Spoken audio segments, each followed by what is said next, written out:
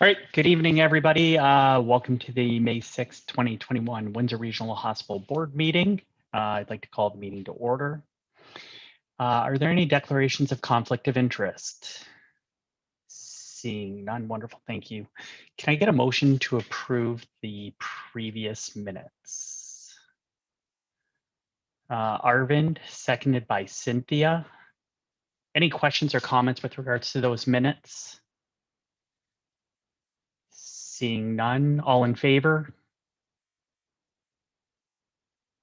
That is unanimous. Thank you so much. All right, as in the past couple of meetings, I'm just gonna say a couple words. So first thing, Nursing Week starts Monday, May 10th, but I want to take this opportunity to acknowledge our outstanding nursing staff.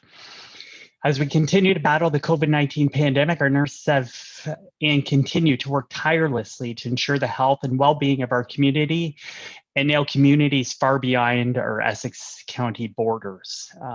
We have witnessed a great deal of challenges throughout the pandemic, touching every aspect of our lives. Yet, what has not changed is the outstanding strength, compassion, and care that come from each one of our nurses. On behalf of the Board of Directors and all the residents of Windsor, Essex, thank you to our nurses at Windsor Regional Hospital and to all of the other nurses out there taking care of our friends and families during these difficult times. Now, this last little bit isn't just for our nurses, but given all the stress that our employees are under these difficult times, please do not hesitate to call the Employee Assistance Program. These individuals can discuss a variety of issues ranging from anxiety, depression, grief, loss, trauma, mental health, conflict resolution, and caregiver support. So please, if you need to make that phone call, the number's on the Windsor Regional Hospital website.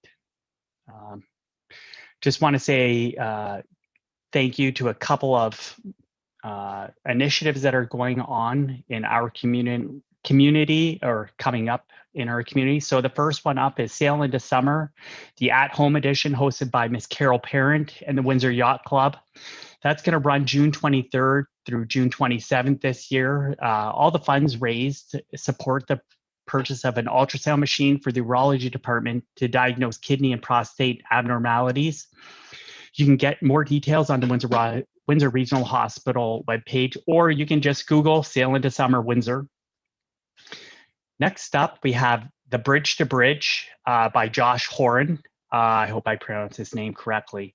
So The Bridge to Bridge, this is his second year, and the Bridge to Bridge Marathon of Health has officially begun this year, supporting the Windsor Regional Hospital Foundation, Hotel Dieu Grace Healthcare, and the Canadian Mental Health Association of Windsor. It's their goal this year to create more awareness for the services that these vital organizations provide in regards to mental health.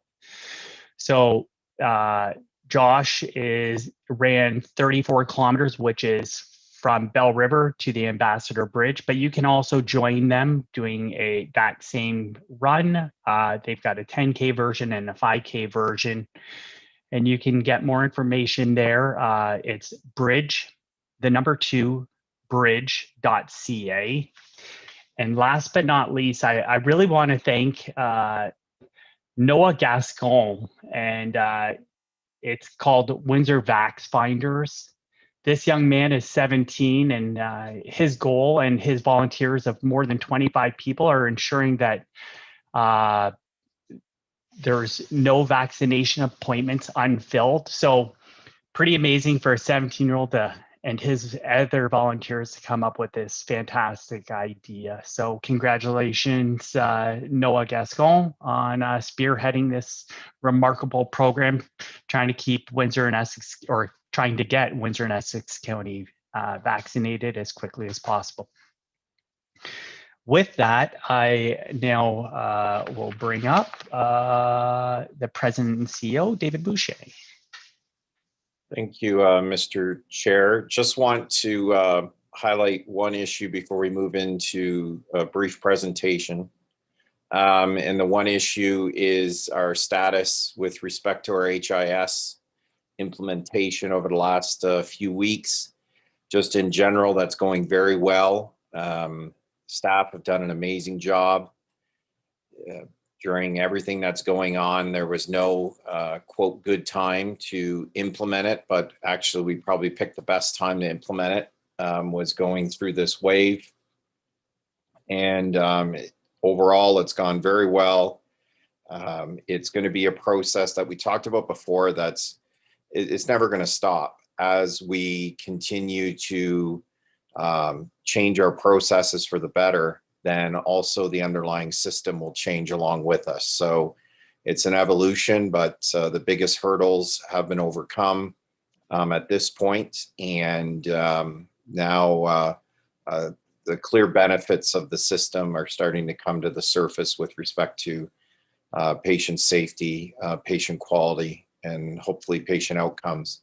So through quality of care, we'll be continually updating the board with the process, and the community with the process. And I really want to thank all the staff, but there are some key users out there that really went above and beyond, and we'll start recognizing them, be it amongst the professional staff, the employees, what we call our super users, that really helped all of our staff members, because not everyone is as comfortable on new systems than others, and some others pick it up quicker than others, and they help. And also the Transform staff and the staff from the various other hospitals in our Erie St. Clair that went first. And just like our staff helped them, they came and helped us, and some staying longer than anticipated to make the transition that much smoother. So I really want to thank our partners in Erie St. Clair, who have been very helpful, along with Transform, which is the IT company, which is for the whole Erie St. Clair. The teams have done an amazing job. And then, like I stated, our frontline staff have done a great job. So I'll jump into an update on everything where we sit now in our region with respect to COVID and what the future looks like. So I'll share my screen. Can you see that? Beautiful. So the first thing is where do we sit with some of the most recent data regarding the positivity rate for Ontario? So you can see Ontario here is at 9.34%, and this data is about a week old. Peel, unfortunately, is close to 20%. Toronto's very high. York, Durham, Niagara, all above the provincial average. And then we drop down where Windsor is still relatively high, but stable in the sense that what we've seen in advance coming out of wave 2 into wave 3, and our numbers on a daily basis have been pretty consistent when it comes to the total raw numbers of positivity, as well as our positivity rate is of there. And I'll have more to say about why we think we have avoided wave 3, unlike some other areas in the province of Ontario. We've had certain things happen heading into wave 3, which has helped us, and we'll talk about that a little bit later. So this was from the science table, and if you recall, at the last board meeting, it had indicated we were going to get to this pinnacle time about May 8th, the weekend of May 8th, and we were going to go in one of two directions. And the concern was we were going to go in a direction where instead of having, say, 700-800 ICU patients COVID positive in the province of Ontario, we were going to go to 1,600. We were going to double. And that's where that stay-at-home order came into place. And once that stay-at-home order came into place, we saw numbers not so much dropping, but they've plateaued to the point that last week they had predicted that this week, or a couple weeks ago, they have predicted now that as of May 6th, we should have 925 to 937 COVID positive patients in ICU beds. Today, actually, the number is 868 is the number of COVID positive patients we have in ICUs across the province of Ontario. So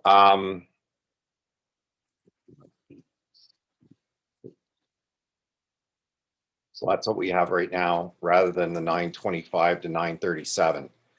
So basically what the science table indicated is if we have weak measures, public health measures from this point on, then the number will move up to 14.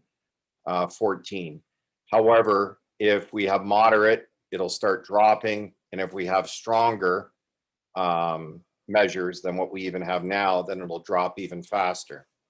So the concern is we are going to be, at this number for a little bit of time and dropping a little bit. We have to remember we have approximately 2,300 base ICU beds in the province of Ontario. So this is close. This is about 40% of our ICU beds are occupied by COVID positive patients as it stands now. And our concern is it's going to take a while to get this number down. If you recall, when we came out of wave 2, the highest number of COVID positive patients in the ICUs was 421. It dropped to approximately 200, and then we started into wave 3. The concern is we cannot afford as a province to have 868 or anywhere near that number of patients in the ICU if we come out of wave 3 too quickly and then get into a wave 4. This number's got to get down to 200 or arguably less in order to be able to address that. That's going to take time, and that's what I'm going to highlight as some of the issues. So utilizations, hospitalizations, are flattening, but ICU occupancy will continue to rise. And you'll see from these numbers what's happening across the province of Ontario. Again, not so much in Windsor, Essex, is the number of COVID positive patients coming to the hospital. Hopefully will start flattening out. But in the normal progression is those patients will start to go into the ICU, a certain percentage of them. Say 20, 30% of those patients that are hospitalized with COVID will find their way to the ICU. So we haven't seen the full ramifications of that yet. That's what's going to unfold over the next week or two. But again, the number, hopefully, they say is supposed to stay at around 1,000 and not go above that. Maybe we'll be under 900, but still 900 is a big number to have in 2,300 ICU beds. So we haven't seen, we're definitely not out of the woods yet, nowhere near out of the woods yet provincially. Because again, the patients who are just being hospitalized or have been hospitalized recently haven't made their journey into the ICU yet. So we're going to see that unfold. The concern that was raised by the health table, by the science table, and that we're raising is this point here regarding as occupancy continues to rise, it'll be some time for the restart of surgeries. They can't start immediately.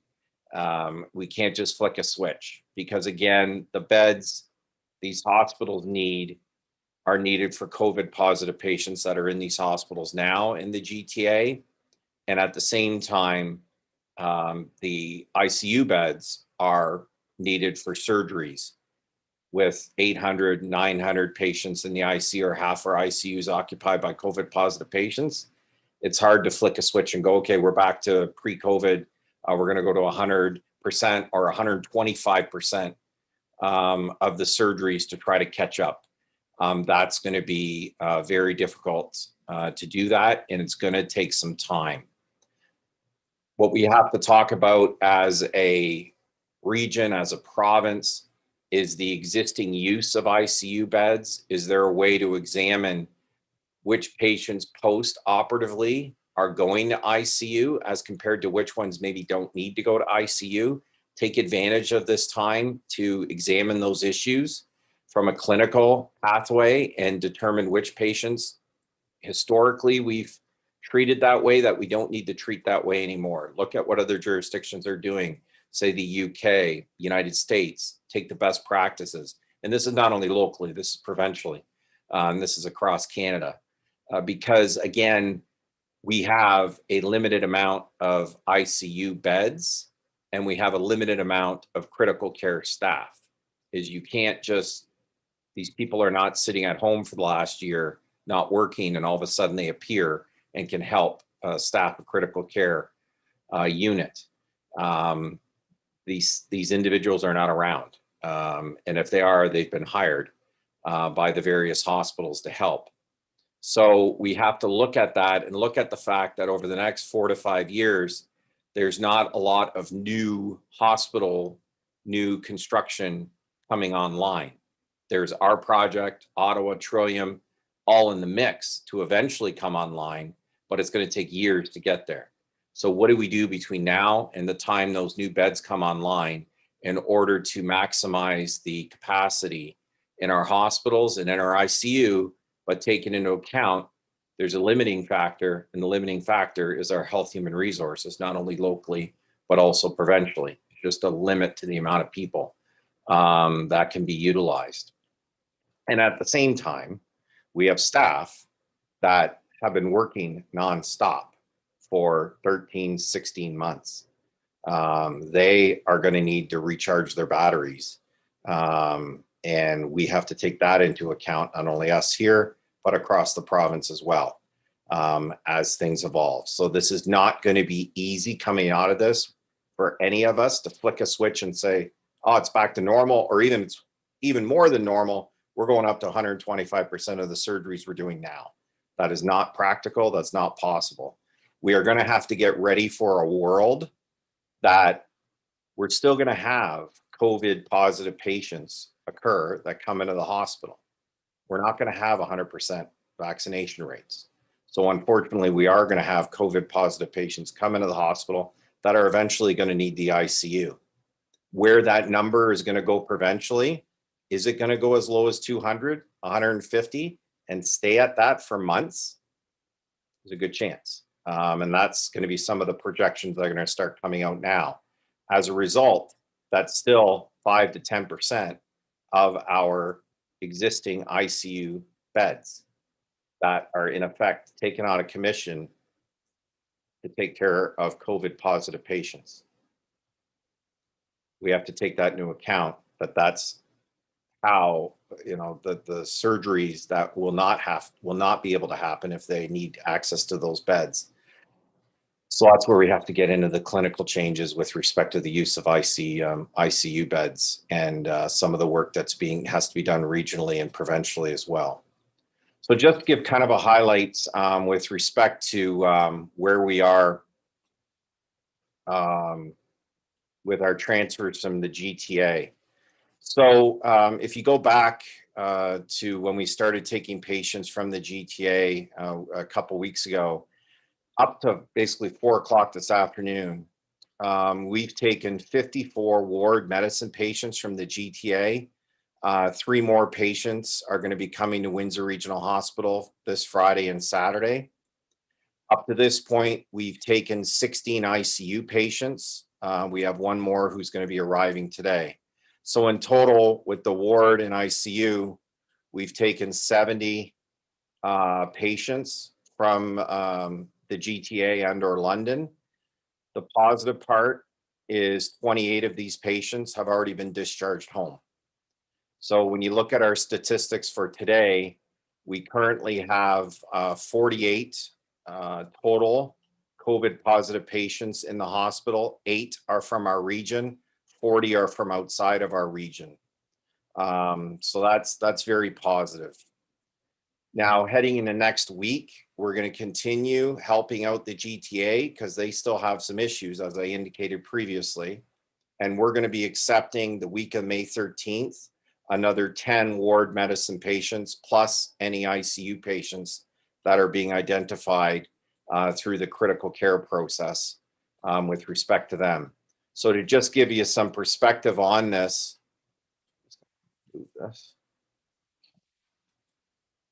is our West region, which is from Hamilton all the way to Windsor in the Grey Bruce Peninsula, as a whole, has accepted just under 450 patients from outside of our region, let alone what happens from inside of our region and the maneuver of patients on a daily basis to load balance in Erie St. Clair between ourselves, Chatham, Blue Water, Hotel Dieu, and Erie Shores, and the work we do together in order to accommodate that.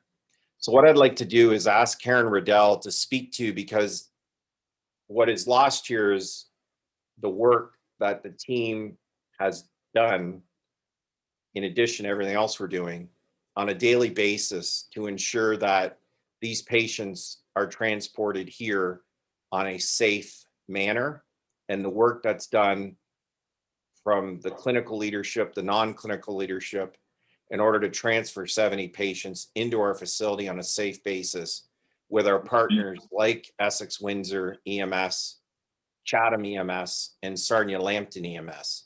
So I'll let Karen explain how that process works. Sure, thanks, David. So as you can imagine, coordinating all of this across the Erie St. Clair in partnership with the province is quite complex. So I'll just start with the beginning. So our operations table, which has representatives from each hospital in the Erie St. Clair, so Blue Water, Chatham, Hotel de Grace, Windsor Regional, and Erie Shores, meet daily, 7 days a week, and twice on Wednesdays. And what we talk about is capacity across our region, so both medicine, surgery, and critical care capacity, as well as staffing, so that we know where we sit within the region and our capability of accepting both our own community's demands from a patient perspective, but also what's our capacity to help the province. So we generate a report from that meeting every day, and all of us are aware what the plan is moving forward in the next 24 hours for who can accept how many patients.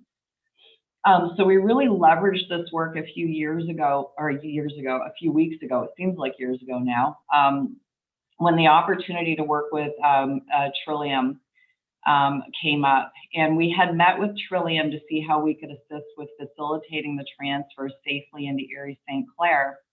And we came up with the idea of a partnership. So previous to that, hospitals in Toronto were transferring out multiple patients a day to multiple different hospitals.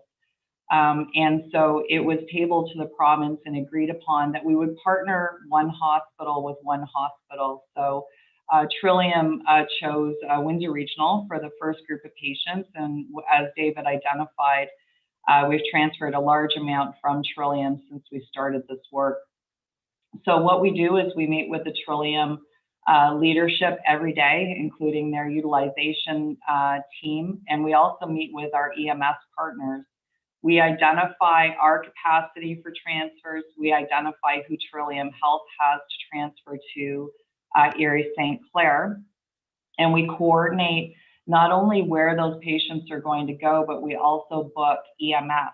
So rather than relying on having Toronto ambulances that are trying to service the challenges that are occurring in the Toronto area, we send our teams from Erie St. Clair. So both our Windsor Essex EMS as well as the Wallaceburg EMS are on those calls with us each day. They send trucks at 9 o'clock in the morning every day so that they are in Toronto ready to pick up the patients as soon as they are confirmed and identified.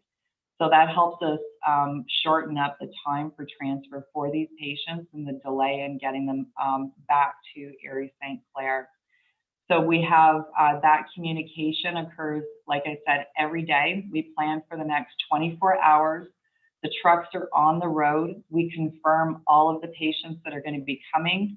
Our physicians speak with their physicians at Trillium. We do the nurse-to-nurse handoff, and our patients are back from Toronto into Erie St. Clair, so to Sarnia, Chatham, and Windsor Regional Hospital, typically by 6 o'clock each night. And then the following day, we do the same thing again, but we also debrief on any of the challenges that occurred the day before so that we can continue to make it more efficient and safer for the patients that are coming down. Last but not least, actually most importantly, is really ensuring that the patients that are being moved from the GTA have a good experience, or as good as we can make it. You can imagine that the stress that the families and the patients feel having their family members moved so far away from home. It's not bad enough that you might be experiencing COVID and be separated from them in the hospital in your hometown, but to move 4 hours away. Our director of medicine, Christy Cecile, calls those families every day as soon as they arrive. We provide them with a package before they even leave Toronto so their families know where they're going. They have all the contact information. And then, of course, we use our virtual assistants to facilitate the FaceTime calls every day to keep them connected. And then, as David mentioned, we have had great success and have discharged many of these patients back home. And we organize and ensure that all the transportation costs are paid for so that that patient can have a carefree transport back home. I also want to recognize the work that Teresa Morris, our Vice President for Flow, has done. She has worked tirelessly over the last few weeks, every day of the week, meeting multiple times a day to coordinate and ensure that these transfers are occurring safely, not just to Windsor Regional, but working with our partners at Sarnia and Chatham to ensure that that's happening in a great way as well. And I do want to recognize also the work that Erie Shores and Hotel du Grace has done to help support also Erie St. Clair and the load balancing that David talked about.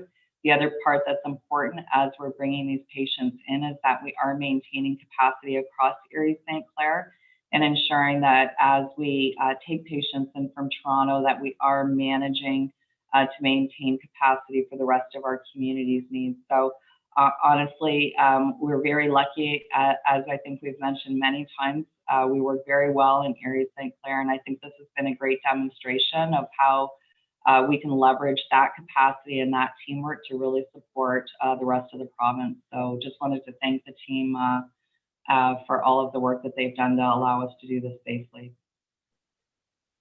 Yeah, thanks, Karen. And just to complicate things, Matt, further, is even though, say, tonight we have an idea of who is, Trillium has an idea of who's going to be the 5 or 3, it's 3 now, 3 coming tomorrow to Windsor Regional Hospital, and they try to identify them. By the time our trucks get there tomorrow, there's a switch. So back when we were doing 5 a day coming to Windsor Regional, there were days where 2 or 3 names would change pretty much at 11 o'clock in the morning. Is 2 or 3 of the 5 who were planning coming down were not stable enough and took a different turn in their health, and 2 or 3 more had to be identified. So the work that's done as identified by Teresa, by Larry's team, Ian Mazzetti, Dr. Mazzetti, Dr. Jacobs, Dr. Saad, the whole team, to communicate and be ready to move quickly to get that physician-to-physician transfer done, the nurse-to-nurse done, to be done safely and identify new patients. This is not simple. What we put into place, and this is new for the province too. Like, it's one thing, the province knew how to transfer critical care patients, and we've transferred critical care patients. And some might think, well, this is just transferring critical care patients. Not 5 at a time. It's different. And again, when it's a critical care patient, yes, those patients can change and be unstable for transfer, but it's pretty nailed down as that particular patient's the one that's got to go, and you don't replace that patient with somebody else on a critical care transfer. It's that focus. They're either going or not going. In this case, again, we're going up to pick up 5 patients. We know we're coming back with 5. The 5 we're going up to pick up might be different than the 5 we're bringing home. And that happened every day. And the team had to be able to move rather rapidly on that. And EMS did a great job, and they're going up there every day like clockwork, and they know they're going to get there. And you got to remember, they have a time limit too, is they only have so many hours in a day that they can work, not because they can't work overtime, but they're driving. So we got to do this very efficiently, as they got to get up there. We got to efficiently and safely load a patient on the EMS and safely bring that patient home within a finite amount of time. So, and we got to do it every day. So you can't say, oh, well, you didn't pick up 5 today, so you'll pick up 7 or 8 tomorrow. No, we got to pick up 5 today to help the sending hospital relieve that pressure from them. At the same time, accepting 5 new patients a day, in addition to everything else we're doing at the hospital, that's 5 very sick patients. And as a result, it is very, the receiving hospital has to be ready, and the team has to be ready, and has to do a lot of work to take care of these patients when they arrive in a safe manner. And it's gone very well. As Karen said, we contact every single family. It's stressful enough. And so 5 ambulances head up on a daily basis and 5 ambulances come back. The cadence has been 3 from Essex Windsor, 1 from Chatham, and 1 from Sarnia. Go up on a daily basis, as Karen said, first thing in the morning, arrive outside of Trillium's 1 of 3 sites, pick up the patients that have been identified and bring them back home safely. Have done an amazing job with respect to that. So again, I could go on all night about the teamwork that is done to pull this off. As stated by Karen, Teresa's up all night, all day and all night. And the team on the ground accepting the patients, and the physicians having the morph really quick because they're prepared. They've reviewed the charts of 5 patients. They're told 11 o'clock in the morning, guess what? 3 aren't coming down. Here's 3 new ones. You got to review these charts. And it's not a situation where it's like, okay, what, instead you can review 15 charts the night before and we're only taking 5. Well, that's not fair to anybody either. So it's been used as a, but I'm on the provincial transportation calls, and this is used as a model. And they've done some other things provincially, but they left ours alone because it's working so well. They're like, you just keep doing what you're doing because it's working well, and we'll keep you out of what else is going on in the province with respect to the transfer. So what we got is working well, and our team works very well with Trillium. They're a great team to work with, an amazing hospital, amazing team. They know what they're doing up there, and we're trying to help them. And in effect, they're also helping out William Osler and other hospitals in the GTA that are just in a difficult spot. So that's a transfer situation. Still got some more stuff to talk about. David, we just have a quick question, Yes. I believe, from Dr. Jacobs. Yes. Not so much a question as much as just I want to let you all know. So being a receiving physician this week and taking these patients, uniformly, the patients and the families are so appreciative. And I just really want to compliment all of the back work that's happening, because this would be a disaster if there wasn't that communication, and it really is working quite well. So I wanted to congratulate all of the administrative team for what's been happening. So, well, thanks, Dr. Jacobs. And again, it's a full team effort. And interesting enough, I mean, we've learned a lot during COVID, and where we learned a lot is transferring patients from long-term care to the field hospital. And some of the things we were doing there, we carried over into these transfers. But yeah, it's an amazing team effort that I need to express. It's not as simple as just saying, oh, it's 5 patients a day, it's easy. There's so much work involved behind the scenes to get those patients here safely. It is quite amazing, and it's gone very well. And hopefully it stays that way as we keep moving on into this next week. Just some of the stuff I hear in the community that I really have to put an end to, at this point in the pandemic, it really gets to you sometimes. People are concerned by taking these patients into our community is we're increasing our positivity rate. No, these patients are positive from their community. It goes back to their community. We don't get the quote positivity rate, so these patients aren't counted in our numbers. And even if they were, who cares? But aside from that, it's my inside voice. But they're not, all right? Number 2 is we have an obligation to take care of Ontario residents.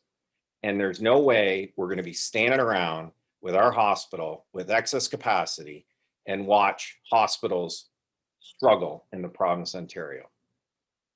They didn't do that during wave 2. They helped us out and our region out.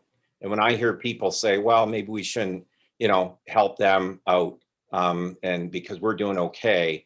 And the sooner we get out of this, the sooner we can get back to normal. You know what, folks? No, that's not going to happen. We have ethical, moral, all sorts of obligations to help out fellow Ontario residents to get through this. Because, but the grace of God, we're in a great spot right now with respect to wave 3, and thank God we can do this. The analogy Karen Riddell gave to me before is so true. It would be like us sitting at a fire with a fully charged hose and not turning the water on. We got to turn the water on. We got to help. And we have an obligation to do this, and I can't be prouder of our team for doing what they're doing with respect to saving people's lives. And that's what we're doing. We're saving Ontario residents' lives. So the team's amazing for doing that. So getting on to different topic, but we're talking about, the variants, replication, mutations. And there's a couple quotes I put up here that are so key about what we're going through right now and how close we are to really making things a lot better for all of us. And one of the issues we have to talk about is this issue of replication. You hear about mutations, you hear about the creation of variants. The way you stop mutations from happening or variants from happening is you get rid of replication, meaning you reduce the spread of COVID.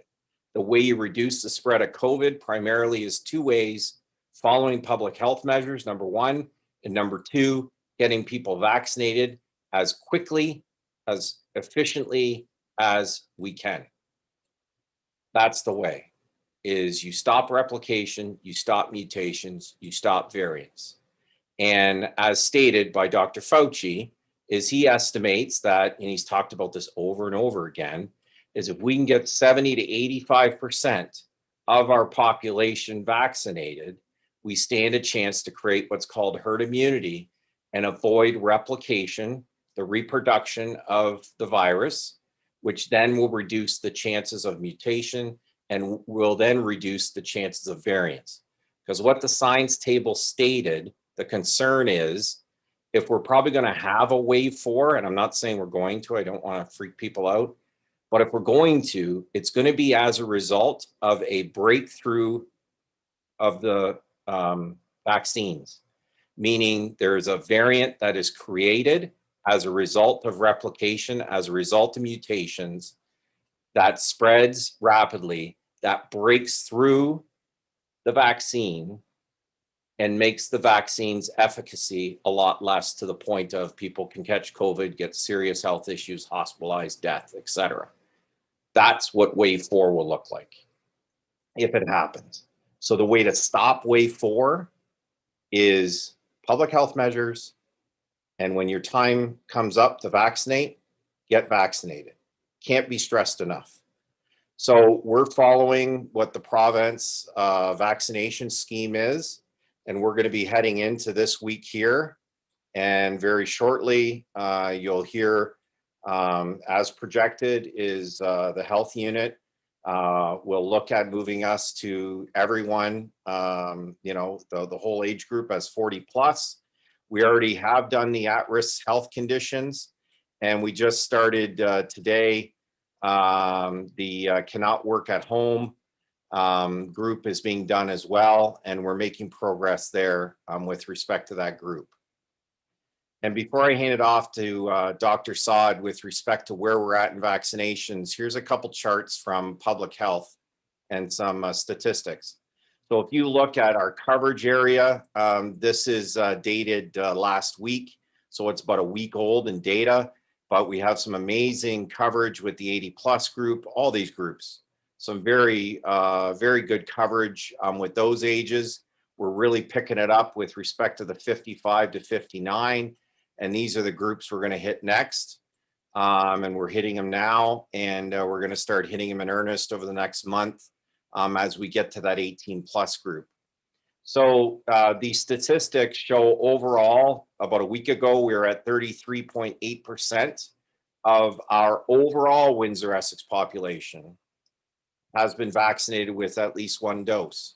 That number as of yesterday is almost 38%. Today it would have tipped it over because we vaccinated another probably close to 4,000 people. Will be over 38% of our total population, which is total number of doses administered 179. Those with at least one is 165. The population 18 and over is approximately 300,000. not the 400,000. There's about 100,000 people that are 18 and under. And even though NACI has approved 12 to 15, the province is still working out the details about how to vaccinate the 12 to 15 age group. And then if you heard in the States, they're looking at even the 2 to 12 age group. Pfizer's doing some work on that now to hopefully get that approved. So that's more to come with respect to that. But if we have 300K approximately of the 18 and above, you can do the math, is we're above 50% we vaccinated already with 1 dose. So when we talk about herd immunity, we're getting there as a region. And if you go back to what we talked about earlier, is why did we avoid the wave 3 that the Toronto or the Peels avoided? Dr. Ahmed's talked about this, is we earned the ability to get more vaccines for our region by having a really bad wave 1 and wave 2. And we got these vaccines. We had access to not only Pfizer, but Moderna, as well as AstraZeneca in our pharmacies. As a result, we were able to vaccinate a good chunk of our population really quickly. We were very aggressive with respect to getting our population vaccinated.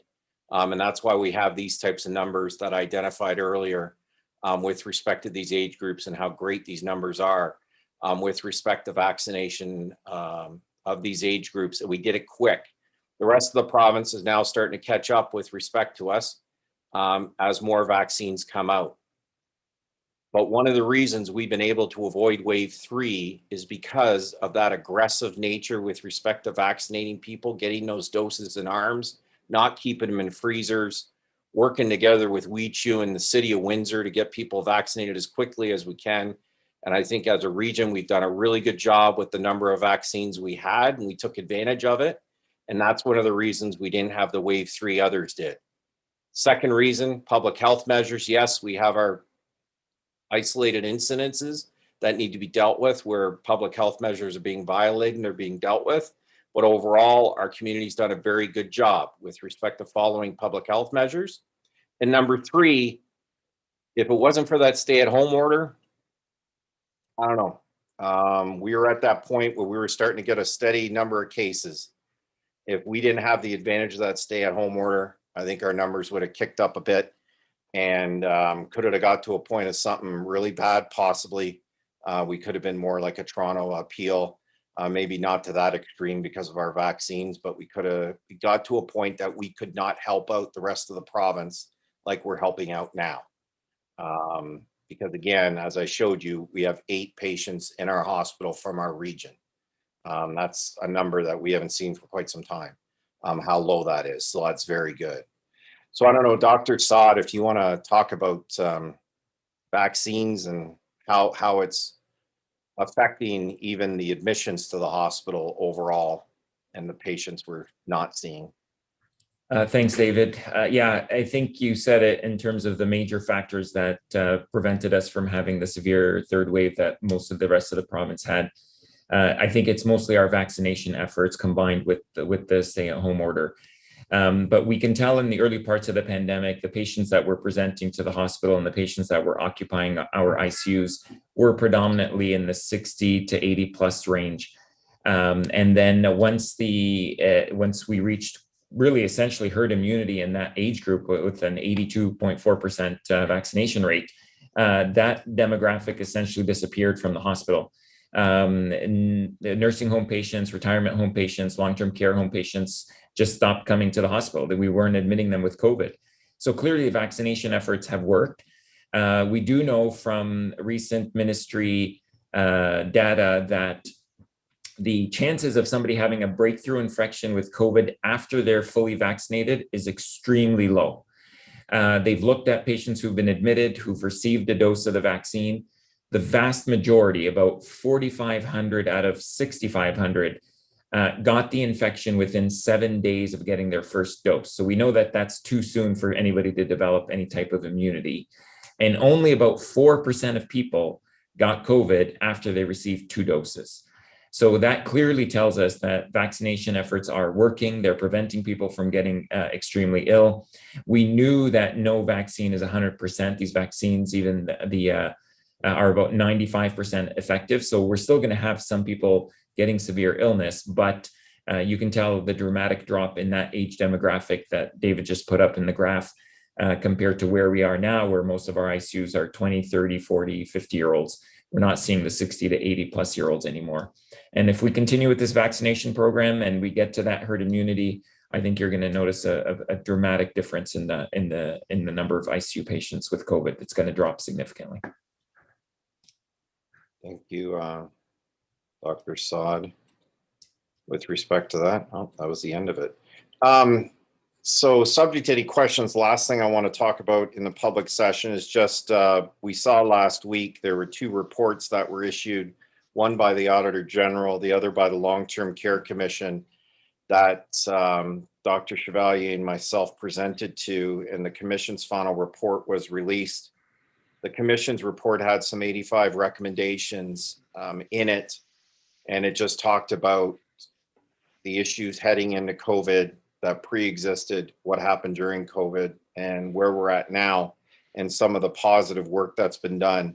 One of the things they did highlight clearly is the positive relationships that have been created during COVID between various hospitals across the province and long-term care and retirement homes, which we have developed direct relationships with 21 that we still talk to on a weekly basis, still visit, still help, work as partners to try to address any issues in partnership with them. And that's a relationship that the committee, the commission recommends continues, and there's more formality to it across the province. Also, what the commission did identify, once again, they did it in their second interim report, is just the work. They use words like resourcefulness in creating the field hospital, and that the timeliness that took place.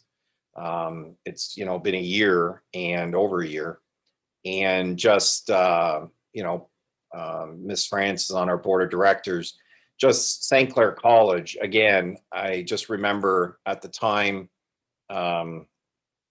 Lieutenant Colonel Andy Stewart, who's a retired member of the Canadian Armed Forces, was with our team, and we went to various sites with him to examine the various sites to get his help on creating a field hospital. That's something we've never done before.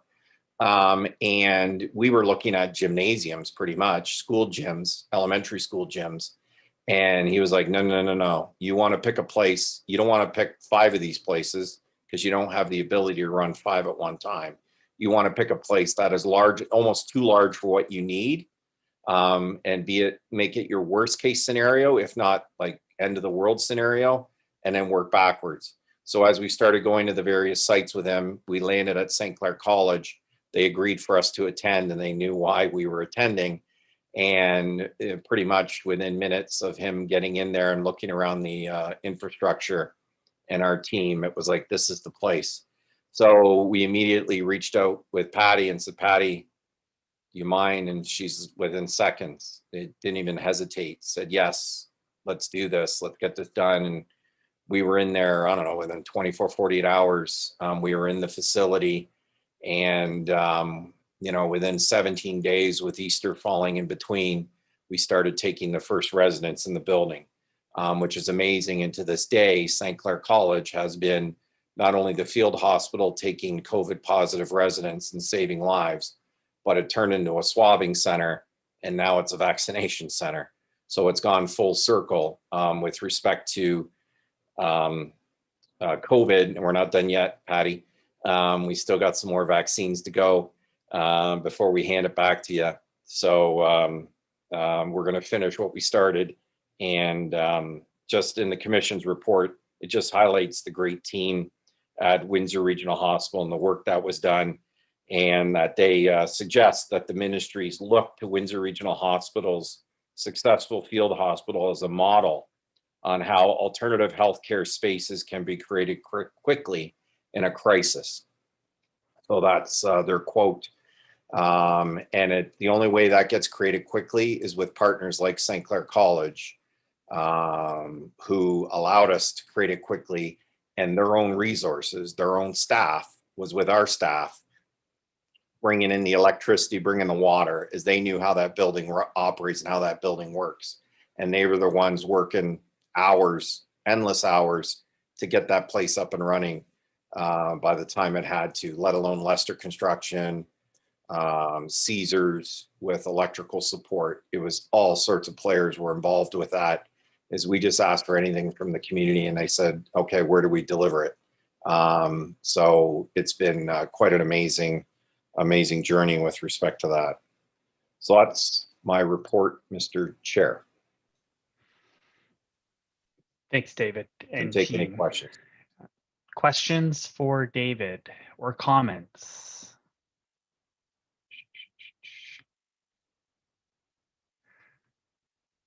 It was pretty comprehensive. David, all I can say is thank you from all of us to you and your staff for what you do and your advocacy for the citizens of Windsor and Essex County and in the province of Ontario now. You and your team have done an exemplary job, and it was just restated in that report.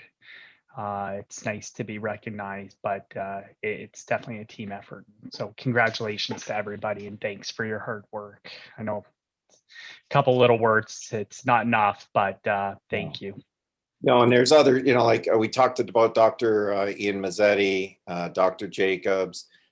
We have Dr. Eli Mallis, who's working nonstop for the whole region, critical care capacity. Natalie Mallis, who's the head of our ICU. I go on, and I'm going to forget a whole bunch of people, but they have been amazing. And, it's been, 16 months of nonstop communication. And that's what we pride ourselves on, is communicating and making sure we're always talking with each other and we're all on the same page.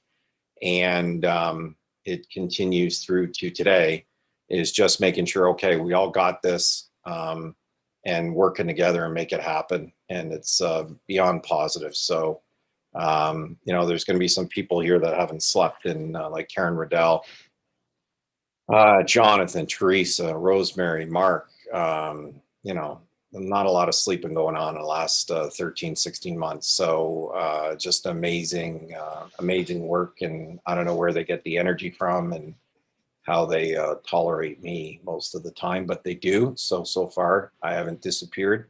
So I appreciate that they've kept me alive. So that's good. All right. Well, thank you, David, one more time. And thank you, everybody.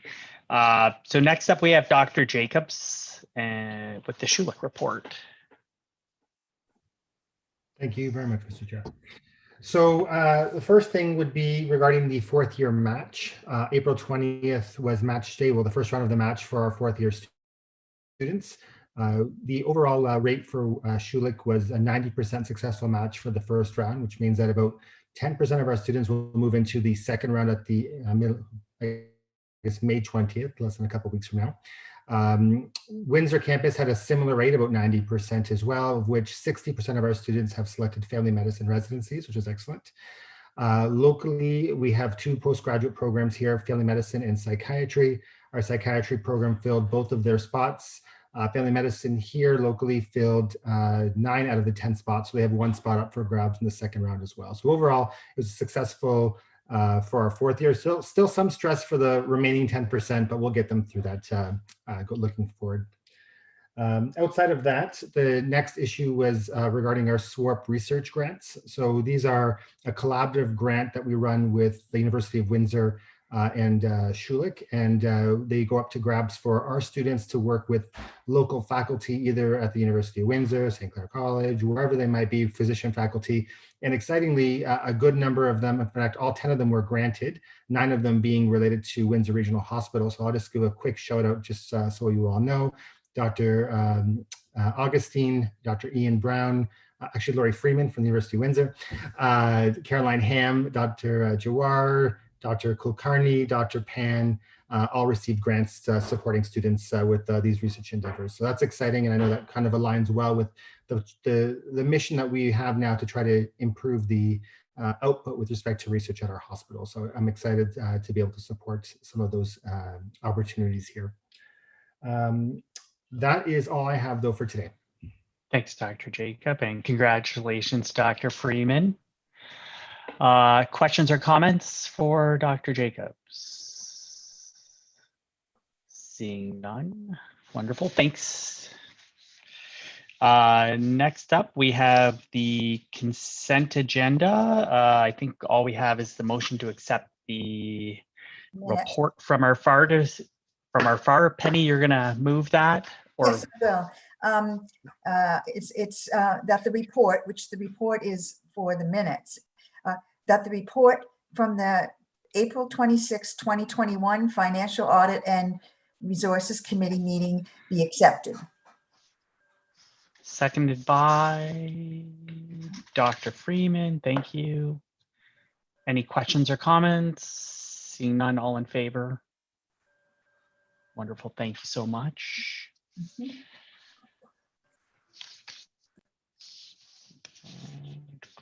And we had the consent agenda.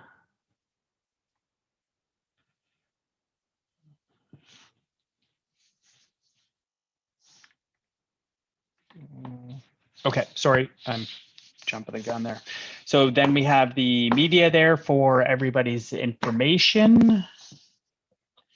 No questions or comments there. Questions or comments from the board, anything else? Seeing none. The date of our next meeting is Thursday, June the 3rd. Happy Mother's Day to all the mothers out there this coming Sunday. Can I get a motion to adjourn? I see Paul Lachance and Patty, seconded by Patty France. All in favor? Wonderful. Thanks, everybody. For the board members, we'll join the in-camera session in, let's say 10 minutes, if that works for people. All right, wonderful. Thanks, everybody. Have